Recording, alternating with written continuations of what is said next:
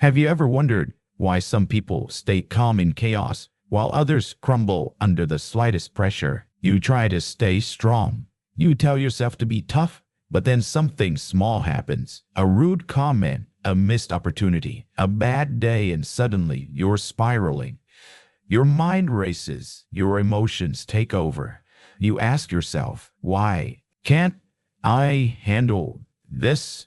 The problem isn't that you're weak. The problem is that you were never taught how to be mentally strong, not truly strong, not the kind of strength that survives loss, betrayal, or failure, but Marcus Aurelius was.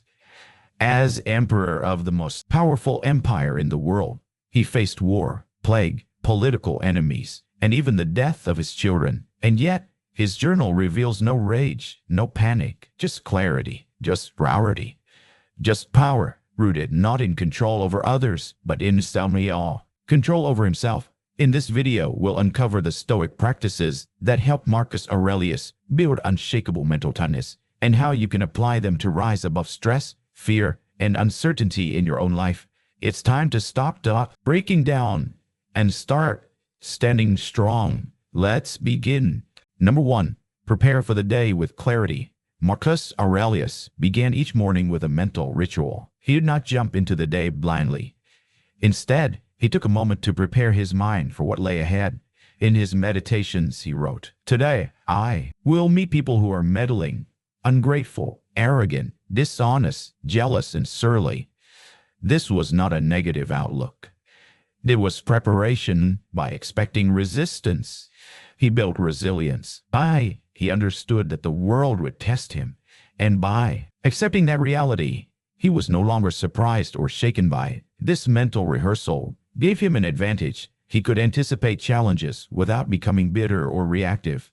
When you start your day expecting perfection, every imperfection becomes a source of stress. But when you expect obstacles and center yourself anyway, you are far more composed when they arrive. You can adopt this same approach before each day begins. Pause and ask yourself, difficulties might I face today? How will I respond?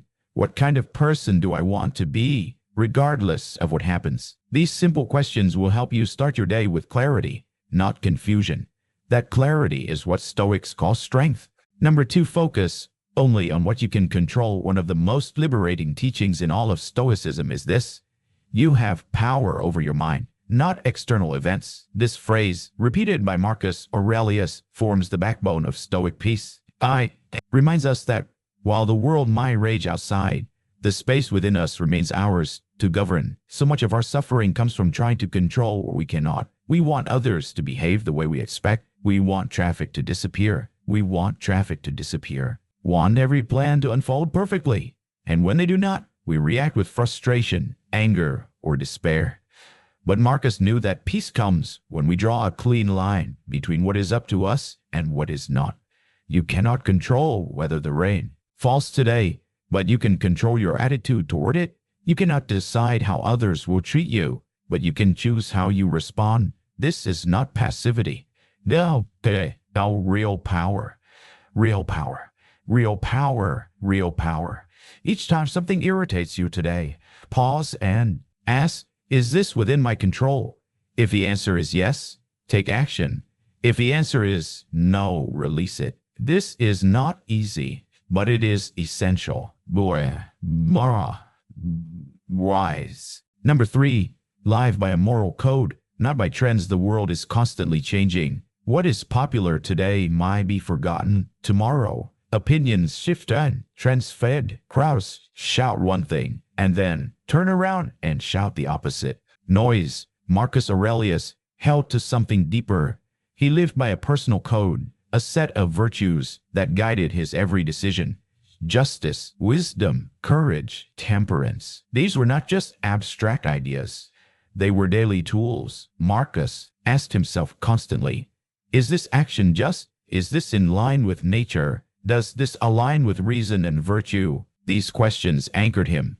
They protected him from being pulled in every direction by the demands of others or the chaos of public life. When you define your values, you create an internal compass. This compass does not spin when the world changes. It keeps you steady. You do not need to chase popularity or applause. You act from principle, and that brings inner peace. Take time to define your values. What kind of person do you want to be when the pressure is high? When you live from that place, you are no longer at the mercy of the world. You are grounded in yourself. Number 4, retreat into silence and reflection. In a world that never stops talking, silence becomes a sacred act. Marcus Aurelius ruled over millions, commanded legions, and held the fate of an empire in his hands. However, his most important moments were not on the battlefield or in the Senate. They were in solitude, with a pen in hand, writing to themselves. Each night, he reflected.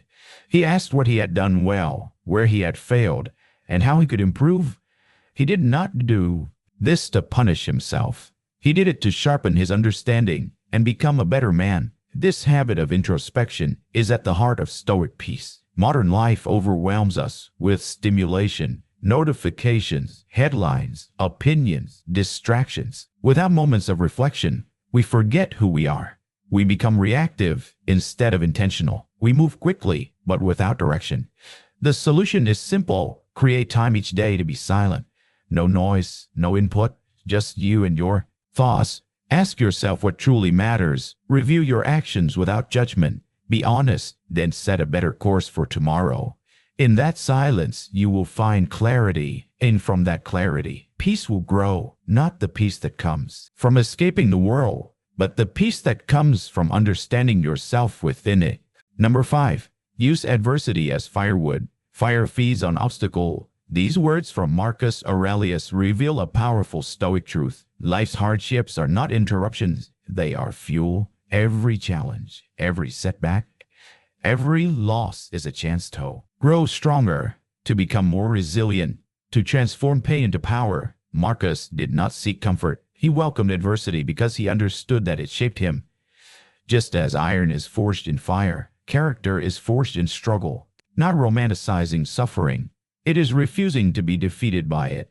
When something difficult happens to you, the Stoic does not ask, "Why me?" Instead, he asks, "What can I do with this? Can I turn this into a lesson, a story, a new strength?"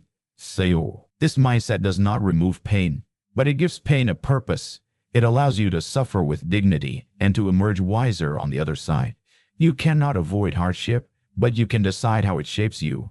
You can let it break you, or you can let it break you. Can let it build you. That choice is yours, and in that choice lies the path to peace, not the peace of ease, but the peace of unshakable strength. Number 6, practice negative visualization. To most people, imagining loss seems morbid or pessimistic, but to Marcus Aurelius and the Stoics, it was a powerful practice. Negative visualization means preparing your mind for what could go wrong, not to become afraid, but to become grateful. Marcus often reminded himself that his loved ones, his health, and even his very position as emperor were temporary. He did not take them for granted by meditating on their impermanence. He loved and appreciated them more deeply. This practice helps you ground yourself in reality. It teaches you not to cling, but to cherish. When you imagine losing something, you suddenly realize its value. That cup of tea, that walk in the sun, that simple conversation. Life becomes more vivid because it could end at any moment. The Stoics did not obsess over death. They used it to wake up to life. Each day, you can try this. Before your meal, imagine not having it. Before you meal, hug someone. Imagine not seeing them again. This is not despair. It is mindfulness. It is the art of seeing clearly. And when you see life clearly, you stop demanding perfection. You start living with appreciation. And that, Marcus knew, is where peace begins.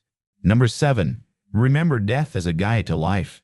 Marcus Aurelius reminded himself daily that he would die, not to frighten himself, but to focus his life. This was not grim obsession. It was clarity. He wrote, "You could leave life right now. Let what? That determine what you do and say and think." This practice, called memento mori, was not meant to paralyze, but to prioritize. When you keep death in view, you no longer waste time. You no longer chase meaningless arguments, petty achievements, or shallow distraction. You begin to ask deeper questions. Am I using this moment well? Am I speaking truthfully? Am I loving fully? Most people live as if life is endless. The Stoic knows otherwise, and because he knows it, he lives more intensely, more intentionally. He says what needs to be said. He lets go of resentment. He focuses on what matters most. You can do the same.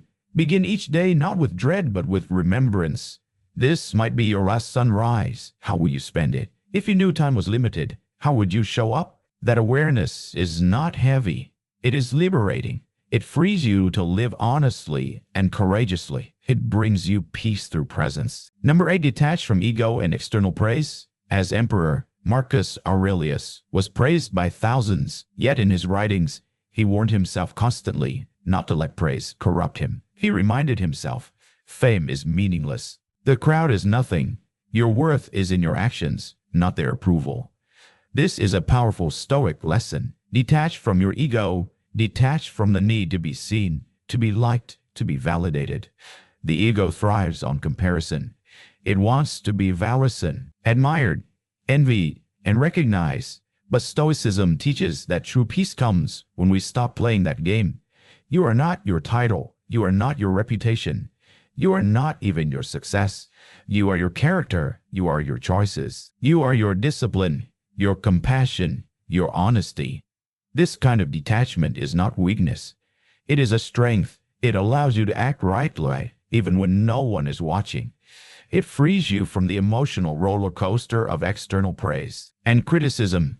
Ask yourself, if no one knew what I did today, would I still do it? If the world ignored me, would I still pursue this path? When you can answer yes, you are free, you are grounded, and in that groundedness, the ego loses its grip, peace enters. Number 9. Seek wisdom in nature. Marcus Aurelius often turned to nature for lessons. He saw wisdom in the season, the stars, the wind, and the rivers. He observed how everything in nature fulfills its role without complaint. The tree does not resist the wind. The river does not argue with the rocks. All things in nature adapt, persist, and flow. From this, he drew peace. He realized he too was part of nature. Just as the rose blooms and then withers, so do people rise and then withers. So do people rise, fall. Just as the ocean ebbs and flows, so too does life. When you accept this rhythm, you stop resisting reality. You stop thinking the world owes you permanence. You embrace change as natural. You can practice this today. Go outside, feel the sun or the rain. Watch how the birds move. Notice how the sky shifts. These simple acts reconnect you to something deeper than politics, gossip, or deadlines. They remind you that you are not separate. You are part of a living, breathing world. And when you remember that, your problems shrink. Your mind quiets. You return to simplicity. And simplicity, Marcus believed, is the essence of wisdom and the birthplace of peace. Number 10. Serve the world, not just yourself. Marcus Aurelius lived not for luxury or glory, but for service. He believed that each person is part of a greater whole, and our highest purpose is to contribute, he wrote. What is not good for the hive is not good for the bee. In other words, your well-being is tied to the well-being of others. This is the final Stoic strategy. Shift your focus from self-centered goals to service-centered actions. When you live only for yourself, you live only for yourself. Become anxious, insecure, constantly chasing more. But when you live for others, for your family, your community, your duty, you feel rooted, you feel useful. You feel peaceful. Service does not have to be grand. It can be small acts done with great intention, listening without interrupting, helping without expecting, speaking truth when it is difficult. These are not weaknesses. They are the actions of a strong soul. Peace does not come from accumulation. It comes from contribution.